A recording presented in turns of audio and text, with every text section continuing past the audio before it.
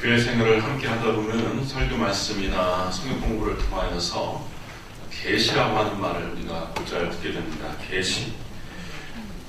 문자적으로는 감추인 것을 드러낸다 하는 뜻을 갖고 있습니다. 계시라고 하는 것. 근데 신학적으로 얘기하면은 계시는 예수 그리스도이십니다. 예수 그리스도. 예수 그리스도께서 완전한 계시로 우리에게 오셨습니다. 빌립이 예수께 묻습니다. 주님, 우리에게 아버지를 보여주옵소서. 다시 말해서 하나님을 우리에게 보여주옵소서. 이렇게 예수님께 묻는 거죠. 빌립아, 내가 너와 함께 얼마나 오래 있었느냐. 나를 본 자는 곧 아버지를 본 자이거늘. 예수님께서 그렇게 말씀을 하셨습니다. 여러분들이 예수님을 성경을 통하여 발견하면은 하나님에 대하여 더도 덜도 모자람 없이 넘침없이 하나님을 정확하게 알 수 있습니다.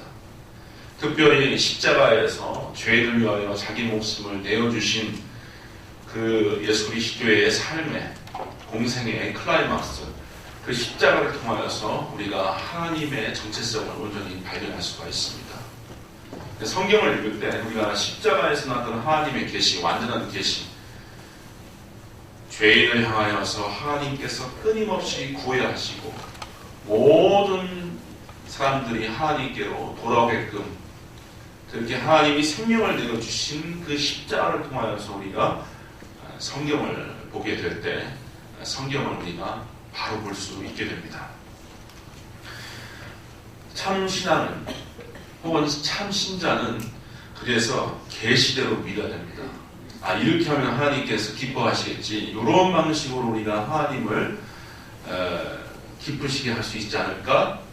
이렇게 내가 한번 믿어보면은 하나님께서 나에게 복을 내리시지 않을까? 내가 요 실수를 한번, 요 방식을 한번 써봐서 하나님을 달래버린다. 혹은 하나님께 한번 기름을 한번 쳐버린다. 이런 식으로 신앙적 접근을 하면은 이것은 기독교가 아닙니다. 아시겠죠? 내 방식대로 이렇게 하면 하나님께서 나를 좀 잘 봐주시지 않을까? 요런 술술 하면서 하나님 한번 달래볼까 하는 생각, 이것은 기독교가 아닌 거예요. 자의대로 믿어서 신앙생활을 바로 할 수 없습니다. 우리 이 경상도 지역은 어떤지 모르겠습니다. 충청도 지역이나 전라도 지역에도 혹간에 그런 모습을 볼 수 있다는데, 예전에 이제 식기를 혹은 가전 제품이라든지 혹은 가사도구를 이렇게 얻게 되면은 신앙심이 돈독한 분들이 거기에다가 십자가 표시를 꽂자 했어요. 밥그릇을 사면은 철피를 가지고서 밥 뒤쪽에 뚜껑 밑으로 십자가를 이렇게 철필로 긋는다든지, 권사님들이 식당에서 밥을 지을 때, 밥을 풀 때요, 주걱으로 십자가를 쫙쫙 표시를 해서 밥을 푼답니다. 남 얘기 아닌가요? 우리 교회도 그래요, 혹시? 나름 의미가 전혀 없는 건 아니겠죠. 밥을 먹을 때나 언제나 가사도구와 모든 집기도구에 그것을 바라보면서 예수님을 생각하려다 하는 그런 일화인지 모르겠지만, 어떻게 보면 우리가 그런 것을 통해서 우리가 부적을 만드는 거 아닌가, 그런 생각도 해봐요. 거기에 능력이 나타납니까? 십자가 표시가 되어 있는 밥그릇에, 국그릇에 능력이 나타나는가요? 밥을 풀 때 십자가를 쫙쫙 긋고서 밥을 풀면은 그것이 우리에게 생명의 양식이 됩니까? 그건 아니죠. 그건 아니라요. 저희가 이런 식으로 우리가 내 잘대로, 내 생각과 내 상상대로 하나님을 섬기는 것은 기독교가 아니라는 거죠. 하나님께 드리는 예물도 그렇습니다. 마치 불자들이 절에 가서 복전함에다가 헌물을 하면서 돈을 바치면서 이렇게 좀 내가 요만큼 액수를 하면은 요만큼 부처님한테 드리면은 액막이를 할 수 있지 않을까. 2017년도 남은 한 해에 나쁜 일들, 나쁜 기운들 다 우리 가정에 머물지 않고 다 지나갈 수 있는 거 아닌가. 이런 생각으로 복전함에 돈을 내거든요. 혹은 우리는 그렇지 않은가요? 그러면 안 돼요. 예배나 헌물이나 헌금이나 모든 우리의 예배적 행위는 하나님께서 주신 복음에 대한 인간적인 응답으로 감사로 하나님께 올려드리는 것이지, 예? 우리가 어떤 앵마기를 하기 위해서 하나님께 돈을 드리는 것 결코 아니거든요. 좌우지간 그리스도인들은 우리의 믿음의 그 근거가 하나님의 계시, 특별히 예수 그리스도의 인격과 사역과 또 십자가에서 나타난 하나님의 사랑, 무한한 긍휼, 그것을 근거로 하고 구체적인 모든 신앙적인 행위 또한 하나님의 말씀, 계시를 근거로 해야 하는 것입니다. 특별히 예수님의 삶과 교훈과 십자가의 희생과 부활을 통하여서 하나님께서 우리에게 전달한 메시지, 그거를 일컬어서 우리는 복음이라고 합니다. 유방겔리온, 헬라어로 유방겔리온, 에반젤리즘, 유방겔리온이라고 하는데, 이 유방겔리온, 복음이라고 하는 것, 바로 모든 크리스찬들이 우리의 양심과 의식이 이 유방겔리온, 이 복음에 기반을 하고 있어야 돼요. 그래서 제가 올해의 교회의 목표를 복음의 주축에 세우는 교회라고 하는 그런 캐치프레이즈를 여러분에게 제시를 하지 않습니까? 이 복음 위에, 우리가 복음 위에 신앙이 근거지어야 하는 겁니다. 복음이 뭡니까? 복음이 믿음으로써 의롭다함을 얻는다. 단순하게 압축해서 전하면 바로 그 내용을 갖고 있는 게 복음입니다. 종교 개혁자들은 그래서 이신칭의의 복음이야말로 교회가 서고 쓰러지게 만드는 문제의 관건이라고 했어요. 교회가 잘 서 있다. 그것은 복음의 기초 위에 바로 서 있다라고 하는 것이고, 교회가 흔들린다. 교회가 문제가 있다. 교회가 뭔가 동요하고 있다 하는 것은 복음에 근거 짓고 있질 않기 때문인 거예요. 일찍이 사도 바울도 교회가 복음 위에 굳게 설 것을 위해서 몸바쳐 일했습니다. 목숨 바쳐서 일했어요. 그는 평생에 다양한 이단과 싸웠습니다. 영지주의 이단, 여러 이단과 싸웠는데, 그래도 가장 강렬하게 사도 바울이 대적하고 싸웠던 것은 율법주의 이단입니다. 율법주의 이단. 오늘날 우리는 한국교회의 현실이나 이렇게 세계교회 현실을 보면은 신천지라든지 통일교라든지 JMS라든지 이런 이단에 대해서는 경각심을 가지고서 우리가 그것을 두려워할 줄 알고 미워할 줄 알아도 교회에 교묘하게 들어와 있는 율법주의적 이단에 대해서는 우리가 사리분별 자체를 못하는 경우가 많아요. 율법주의 이단에 대해서는 사리분별을 못합니다. 그리고 심지어 강단을 길어서 하나님 말씀을 선포한다라고 하는 그런 목회자 또한 가만히 들어보면 율법을 이야기를 하고 있어요. 우리는 결코 유대교인이 아닙니다. 유대교인이 결코 아니에요. 크리스찬들은 예수 그리스도의 십자가와 부활에서 나타난 죄인을 부르시는, 죄인을 거저 부르시는 하나님의 그 은총의 메시지를 우리가 듣고 생명의 길로 나오는 크리스찬이지, 율법을 지키고 행함으로써 하나님의 의를 얻을 수 있다라고 착각하는 유대교인이 아니에요. 근데 많은 설교자들이 이 복음을 빙자해서 가만히 듣고 보면은 율법을 전한다 이거예요. 율법을 전할 때 효과가 좋습니다. 공포심과 어떤 행동과 헌신을 쉽게 얻어낼 수가 있어요.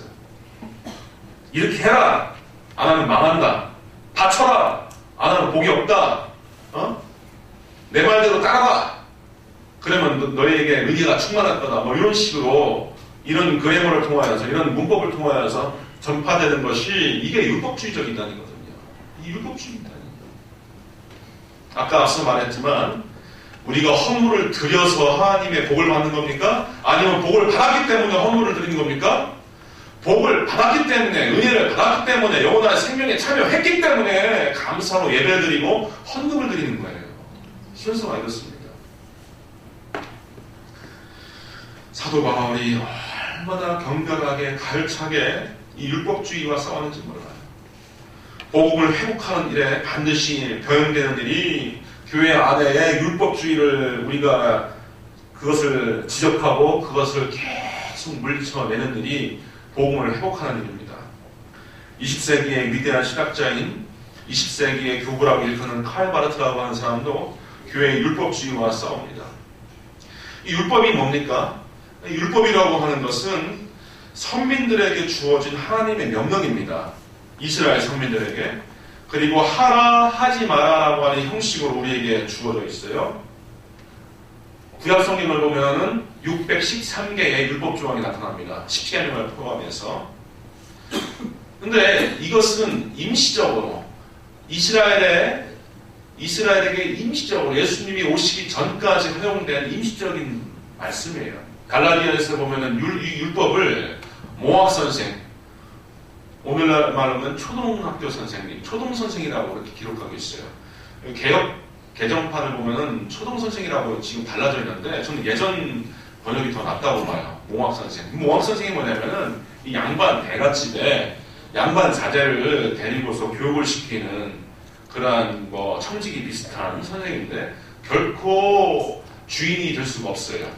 주인의 심부름을 받고 그래서 아이를 지도와 가르치는데 이 아이들이 어리고 철없고 뭐 아직 수준이 낮으니까 그 수준 낮은 대로 아이들이 사람 구실을 할 수 있도록 때로는 매를 대고 때로는 구체적인 잔소리도 하면서 아이들을 길러내는 거예요.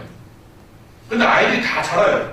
대갓집에 아주 훌륭한 뭐 사서성경도 다 떼고 자원도 흡수되고 그래서 다 성장한 아이에게는 모학 선생이 필요합니까? 필요하지 않습니까? 더 이상 필요하지 않아요. 율법의 기능은 이 모학 선생이라고 했어요. 성숙한 자는 누굽니까? 오늘날로 말하면은 예수 그리스도의 복음에 참여한 자가 성숙한 자예요. 성숙한 자는 결코 이제는 율법에 따라서 모학 선생을 따라서 살 수 없는 노릇입니다.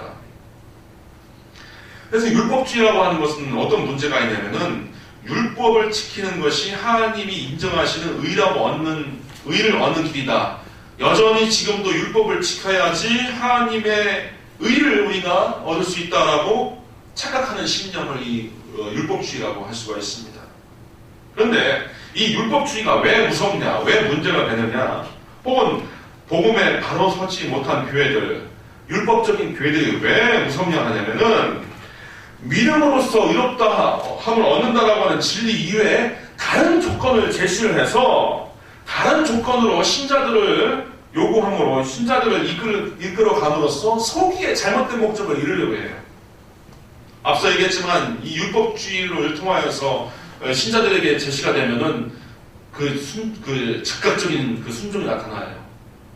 이거 안 지키면 죽는다고 생각하니까, 이거 안 지키면 저주받는다고 생각하니까 이것을 많이 이용해 먹는 사람들이 있어요. 지도자가 너희들 이렇게 해야지 구원을 얻는다. 너희들 이렇게 해야지 율법을 지키는 일이다. 라고 하면은 그것대로 살아야 된다라고 생각을 한다 이거죠. 이신칭의의 진리 위에 다른 계명들을 강요함으로써 그리스도인들에게 모종의 강제력을 행사를 하려고 합니다. 그래서 대개 이단들을 보면은 100% 율법주의예요. 너희들 이렇게 해야 된다. 예수 믿는 것으로 부족하다. 야, 성경을 봐라. 주여 주여 하는 자마다 다 구원을 얻는 것이 아니라 오직 아버지의 뜻대로 행하여 구원 얻는 거 아니냐. 이 원래 본문의 내용은 다른 차원의 내용이에요. 그런데 그런 것을 교묘히 들어요. 교묘히 가지고서 예수 믿는 것으로 부족해. 예수 믿는 거로 부족하니까 우리 교주의 말을 따라, 우리 정명성을 따라, 우리 이만희를 따라, 우리 보혜사를 따라라. 이런 식으로 나오는 거예요. 그래서 소기의 목적을 이루기 위해서 그런 식으로 다른 그 조건들을 내세워서 신자들을 이끌어가는 겁니다. 결국 교회를 망치고 신자들도 타락시킵니다. 중세 말기에 교회가 면죄부를 발간했잖아요. 자, 면죄부라고 하는 게 뭐냐면 그 당시 로마 바티칸 성 베드로 성당을 어마어마하게 지으면서 이 돈이 필요했어요. 돈이. 저도 이제 방문해 봤는데 이게 정말 사람이 지은 것인가 싶을 정도로 웅장하고 아름답습니다. 아주 세밀하고요. 온갖 유럽의 보물과 보물들을 다 끌어모은 것 같고 최고의 예술가들이, 최고의 미술가 조합가들이 정말 기둥 하나하나, 모서리 하나하나, 벽돌 하나하나 다 새겨놨습니다. 돈이 어마어마하게 들죠. 교회가 돈이 부족하니까 얘들아, 면죄부를 교회가 발간한다. 이것을 돈을 주고 사면은 하나님께서 너희의 모든 죄를 다 사할 것이다. 그래서 면죄부를 받으면서 그것을 판매를 합니다. 판매를. 우리가 하나님의 의를 얻는 것, 하나님이 인정하실 만한 의를 얻는 것, 하나님의 구원을 얻는 것, 영원한 생명에 참여하는 것, 신자가 죄 사함을 받는 것은 어떤 유일한 길 외에 다른 길이 없잖아. 예수 그리스도를 나의 구주, 나의 하나님으로 믿고 그를 영접하는 것 외에는 다른 길이 없거든요. 근데 또 다른 길을 제시하는 거예요. 야, 이런 길도 있다. 이런 식이에요. 또 다른 길. Another way. 또 다른 길을 제시를 한다는 거예요. 20세기 초반에 나치치아 독일이 국가교회를 통하여서 히틀러에게 복종할 것을 교회의 책무로 제시를 합니다. 교회의 책무로. 그 당시 신학생들 가운데 95%가량이 다 나치에 다 매몰되어 갖고 다 히틀러를 그리스도의 종으로 믿고 고백을 했어요.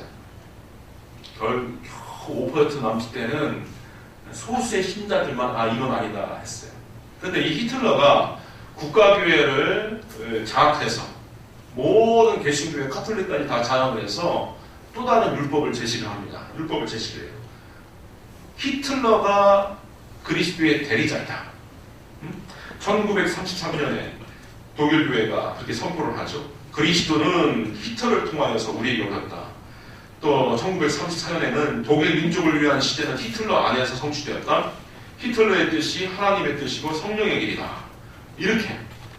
근데 아까 얘기했던 이신칭의의 그 교리에 바로 서지를 못하니까 저 길이, 저 이야기가, 저 교회가 주장하는 저희 주의 주장이 하나님을 따르는 길이라 해서 그걸 수용한다.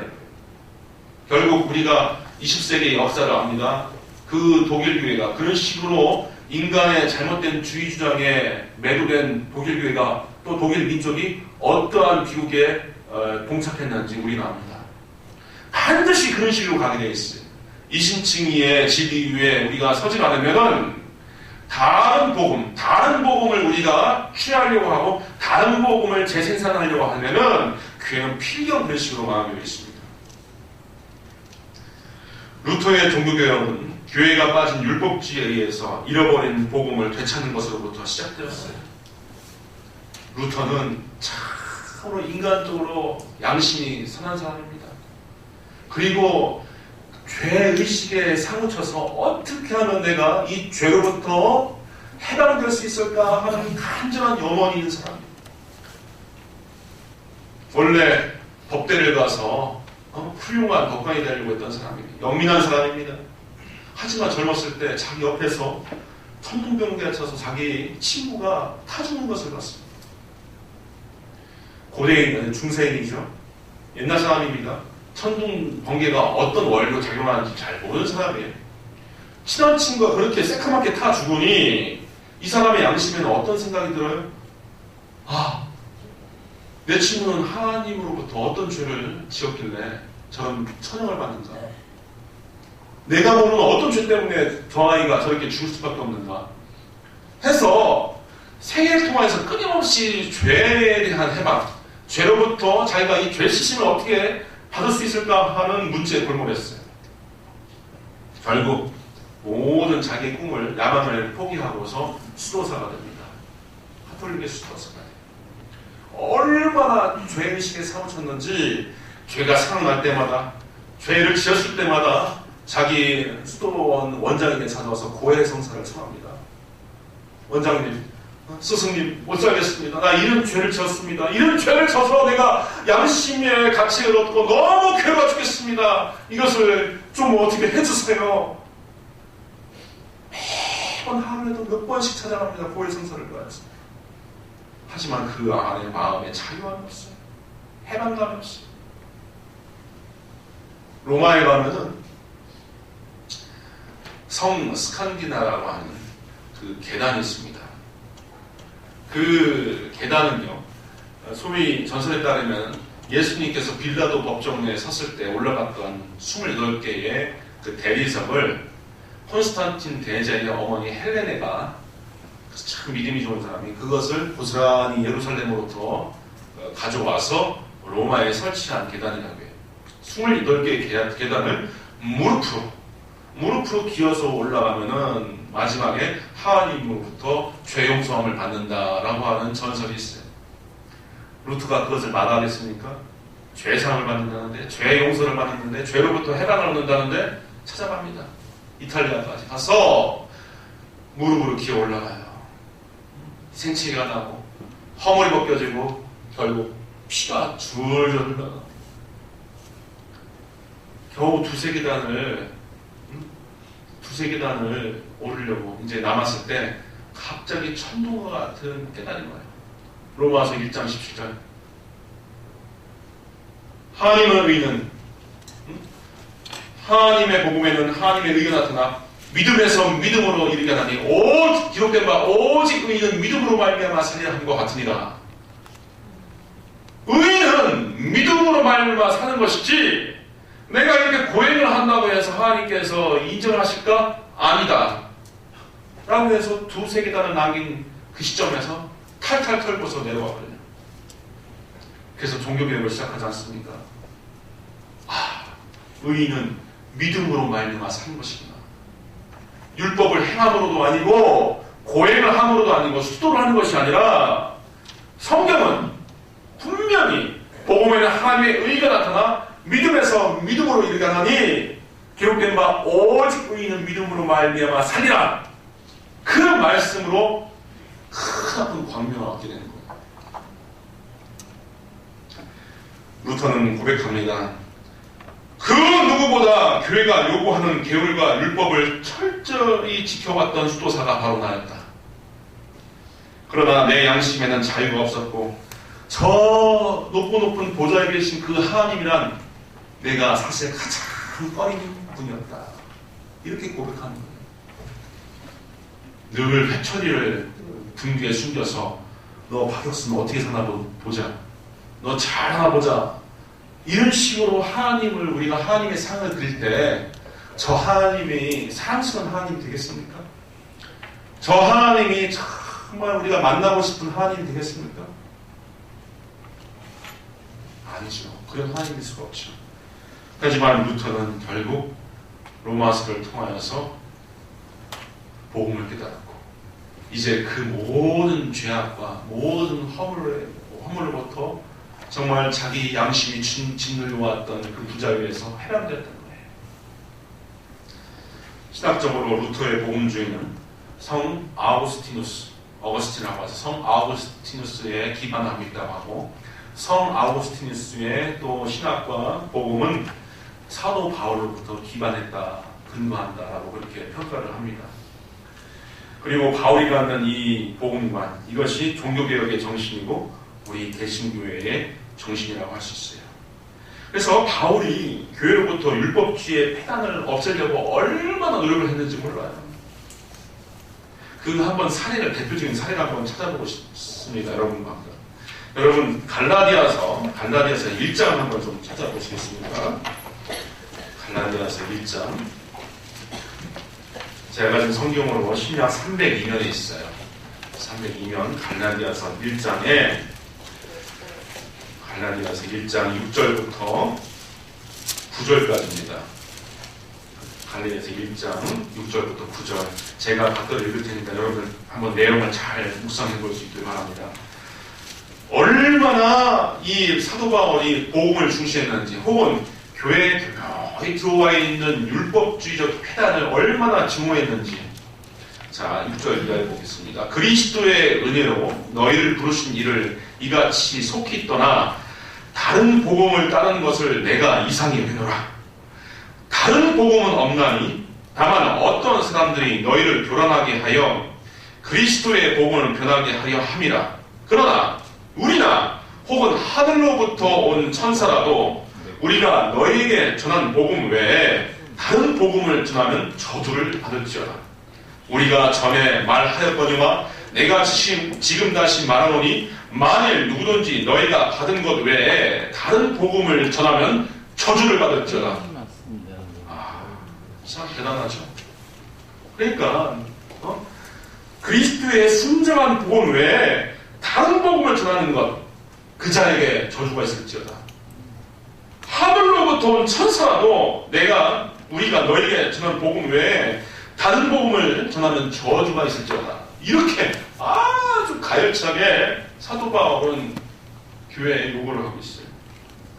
또 하나의 사건을 통하여서 사도 바울의 이 추천한 복음주의 정신을 우리가 발견할 수 있는데, 한 장만 더 넘기시면요, 갈라디아서 2장 11절 이하에 참 재미난 사건이 하나 기록되어 있습니다. 2장 11절 이하에 제가 읽어드릴게요. 게바는 베드로의 본명입니다. 게바가 안디옥에 이르렀을 때 책망받을 일이 있기로 내가 그를 대면하여 책망하였노라. 이제 소위 짬밥으로 따지면요, 이 게바가 수석이죠.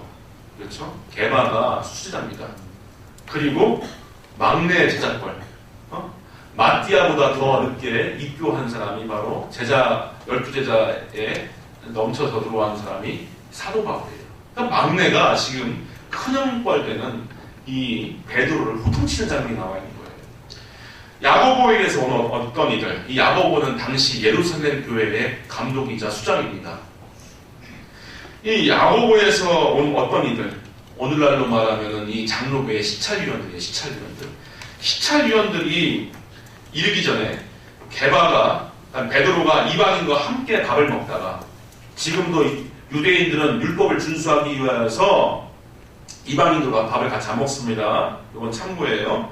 함께 먹다가 시찰위원들이 오매 그가 그 유대인들을 두려워하여 떠나 물러가매 같이 밥을 먹은 남은 유대인들도 그와 같이 외식함으로, 다시 말해서 지금 함께 예수의 제자가 되어서 이방인 크리스찬과 베드로, 유대인 크리스찬과 함께 밥을 먹고 있었는데, 그 예루살렘으로부터 시찰위원들이 온다고 하니까 우당탕탕, 야, 시찰위원들이 온대 하니까 유대인들의 율법을 준수하는 것처럼 나는 이방인들과 밥을 안 먹었소 하는 것처럼 그 자리를 슬쩍 떠나간 거예요.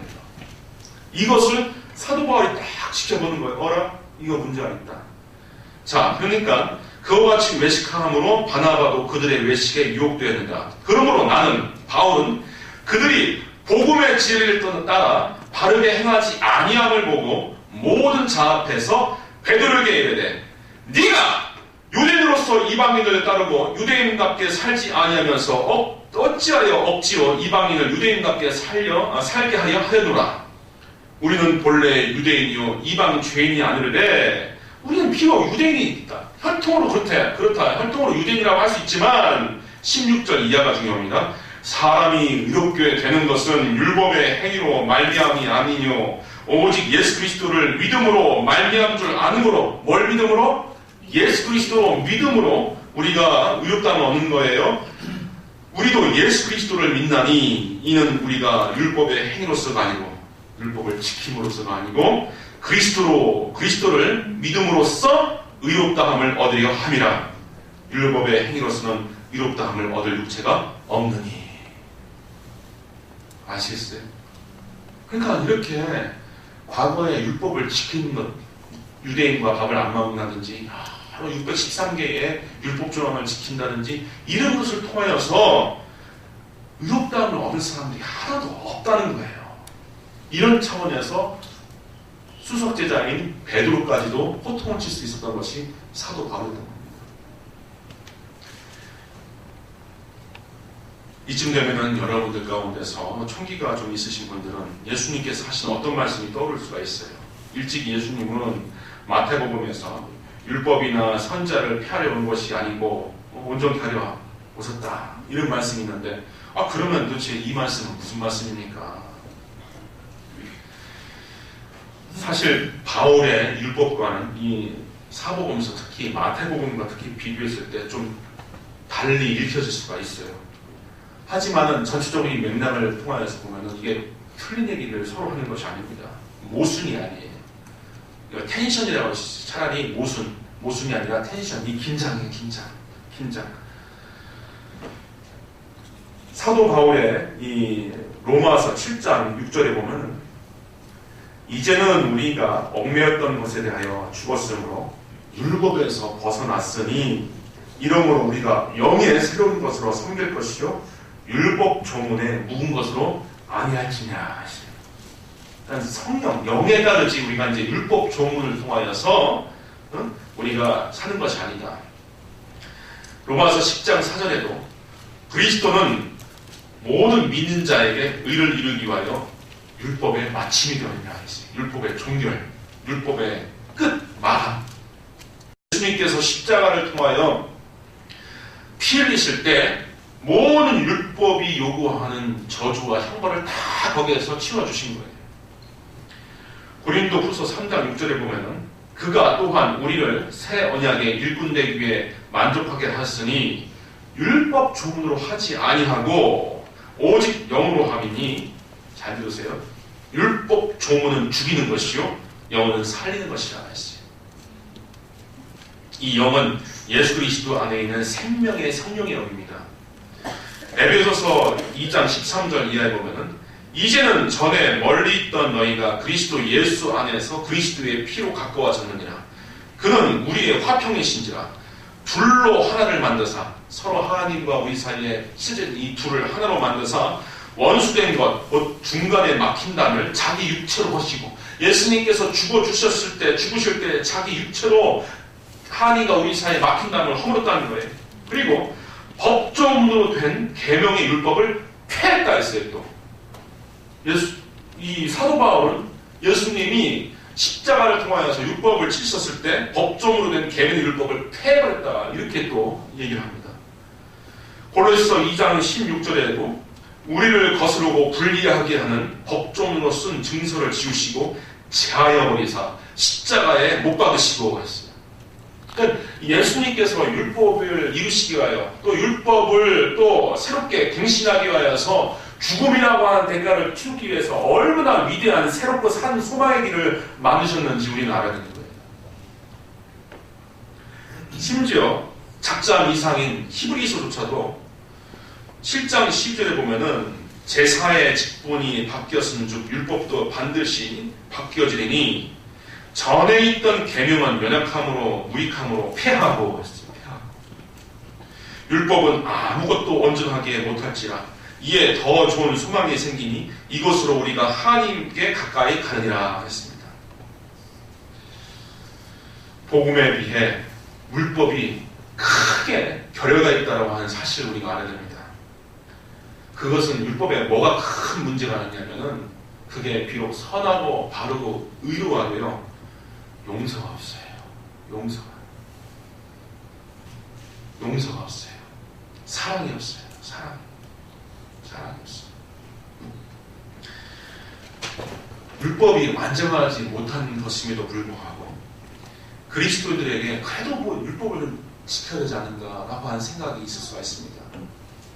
사실 요 문제에 대해서는 다른 시간을 빌어서 율법을 우리가 그리스도인들은 어떻게 이해해야 되는가 다른 시간을 빌어서 좀 말씀을 나누고자 하는데, 근데 문제는 이 율법을 지금도 준수해야지 하나님의 의를 얻을 수 있다라고 생각하는 사람들이 있기 때문에 제가 말씀을 드리는 거예요. 그래도 그리스도인들이 그렇게가 좀 쓸만한 것 아닌가 하는 식으로 생각할 수 있는데, 자, 제가 여러분들한테 문제를 한번 낼게요. 여러분들이 한번 양심으로 대답을 해보세요.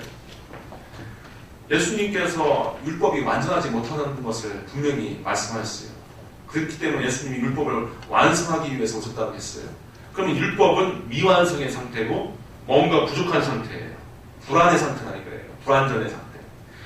오늘도 우리가 필리핀에 이제 선교지 탐방을 가는데요.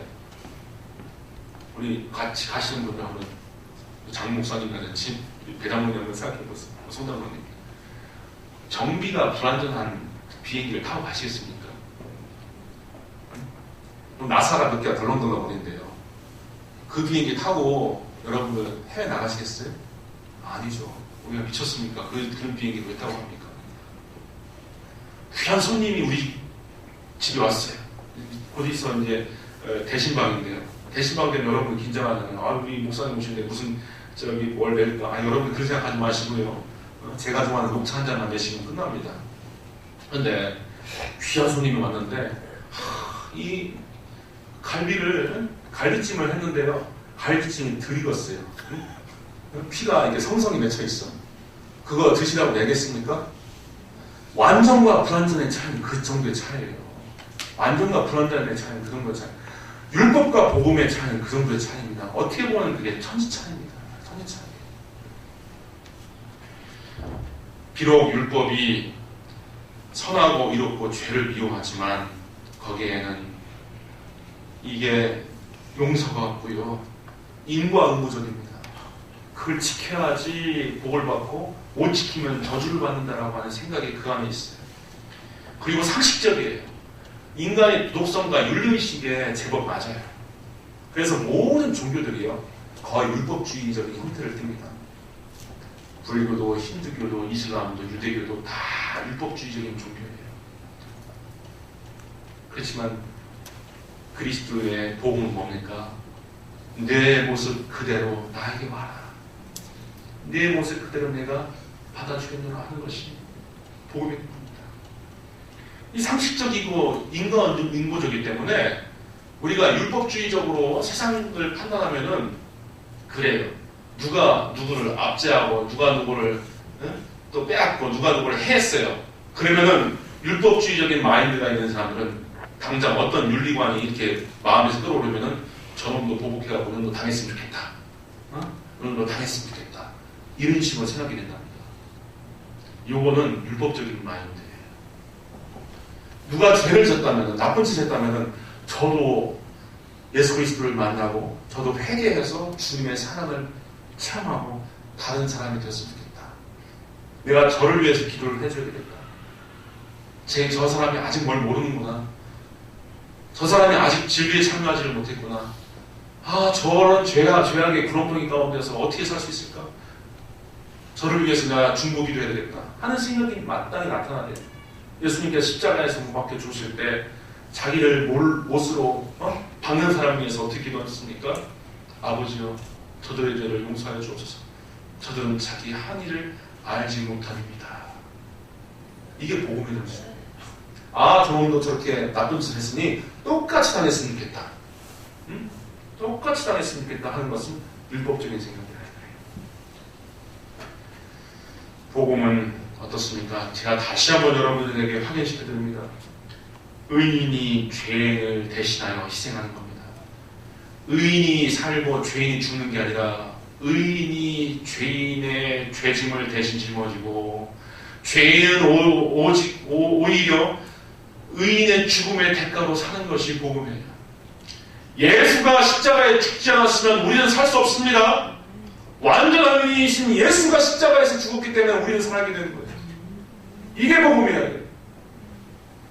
그리고 하나님께 우리가 내 모습 그대로 돌아가면 됩니다. 여러분들 어떤 윤리적인 어떤 행함이나 율법적인 행함, 내가 윤리적으로 도덕적으로 어떠한 모양새를 꾸며내어서 하나님을 아련하겠다, 내가 율법적으로 고매한 인품이 되어서 그제서 하나님께 나가야겠다 하는 생각은 이건 터무니없는 인간적인 자의식이에요.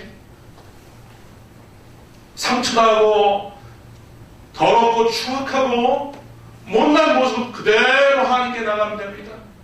예수님께서 이 사실을 돌아온 탕자의 비유에서 말씀하셨어요. 그저 아버지의 집으로 돌아가면은 아버지는 넉넉히 받아주시는 거예요. 그리고 더군다나 거룩한 바리새인, 또 서기관, 율법사 이런 종교인들이 먼저 하나님의 나라에 달려가고 하나님의 초청을 받는 것이 아니라 죄인들, 이방인, 창기, 병자, 가난한 사람들이 먼저 하나님 나라에 부름을 받고 들어갑니다. 마태복음 21장 31절에 예수님께서 분명히 말씀하셨어요. 예수께서 그들에게 이르시되 내가 진실로 너희에게 이르노니 세리들과 장녀들이 너희보다 먼저 하나님의 나라에 들어가리라. 세상에서 오히려 부족하고 연약하고 아프고 고단한 인생들이 먼저 하나님께 나아갑니다. 그리고 이 복음은 율법적인 강요나 거칠 때문에 변화되는 것이 아니라 그 십자가에서 나타난 하나님의 그 오묘한 사랑, 놀라운 사랑에 감동, 감복되었을 때 이제 그제서 우리가 진짜 삶의 변화를 얻게 됩니다. 먼저 우리가 사람이 되어서 예수 사람이 되어서 우리가 좋은 인품이 되어서 하나님의 자녀가 되는 것이 아니라 하나님의 자녀가 되어서 풍성한 하나님의 사랑을 체험하고 느껴서 우리가 변화를 이루게 되는 거예요. 바뀐 거예요. 순서가 바뀌죠. 그리고 평생의 사랑의 기준은 없습니다. 이 복음은요. 창신교회에서 저를 불러주실 때 오후 예배였는데 이렇게 전화가 와요. 그래서 예배가 끝나면은 전화 주십시오 했더니 이제 청빙 위원께서 이렇게 청빙이 되었습니다. 문자가 남겼어요. 그리고 나서 예배 끝나자마자 제가 집사람한테 보낸 문자가 있어요. 저 남쪽에서 우리를 불러줬으니 이제 복음의 빚진 자로 삽시다. 제가 이렇게 집사람한테 문자를 또 넣어줬어요. 복음의 빚진 자. 복음의 빚진 자로 사는 것. 이게 예수 만난 사람의 삶의 자세예요. 하나님의 한량없는 사랑을 만났으니 내가 이 사랑을 어떻게 갚을까? 이 못난 죄인을 거저 용서해 줬으니, 거저 받아줬으니 나는 어떻게 살아야지 마땅할까? 이 귀한 복음을 내가 나만 간직하고 있을까? 나만 알고 있을까? 이 귀한 복음, 죄인이 살 수 있는 귀한 복음을 내가 남에게 마음껏 증거하고 전하고 전파하며 살아야 되지 않을까 하는 이런 빚진 자의 의식. 로마서 1장 14절에 헬라이나 야만이나 지혜 있는 데나 어린이 있는 자에게 내가 다 빚진 자라. 로마서 13장 8절에 피차 사람의 빚 외에는 아무에게든지 아무 빚도 지지 마라. 기도하시겠습니다. 아버지 하나님, 참으로 귀한 말씀을 통하여서 율법을 극복하고 복음을 통하여 의에 이르는 길을 우리에게 다시 한번 새겨주시니 감사합니다. 이 놀라운 은혜, 이 놀라운 은총의 사랑, 이 놀라운 복음, 이것을 우리 심령에 가장 깊이 간직하고 또 이것을 자랑하며 증거하며 살 수 있도록 주 하나님 우리를 사용하여 주시고 우리를 깨우쳐 주시고 풍성한 복음의 기쁨 가운데 살 수 있도록 하여 주시옵소서. 예수님의 이름으로 기도합니다. 아멘. 다음 때 찬송가 255장 계속합니다.